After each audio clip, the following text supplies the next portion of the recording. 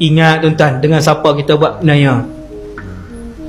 No? Sementara masih hidup, kalau pernah ambil harta orang, kembalikan. Kalau yang tu harta keluarga yang perlu dibahagikan, bahagikan. Tak banyak mana pun, 10,000, 3-4 tahun habis. Dan ia adalah hak semua adik-beradik yang wajib dibahagikan. Hati-hati. Kata Rasulullah, hati-hati yang ada kaitan dengan orang lain. Ambil hak orang, cemarkan maruah orang, tipu dan mengumpat orang itu dan orang ini. Hati-hati, pahala mereka akan dipindahkan kepada orang yang dia zalimi. Akhirnya kata Rasulullah, habis pahala dia. Bila habis pahalanya, malaikat kata, ya Allah, pahala dia dah habis. Allah Ta'ala pun arah, wahai para malaikat, pindahkan dosa mereka kepada dia.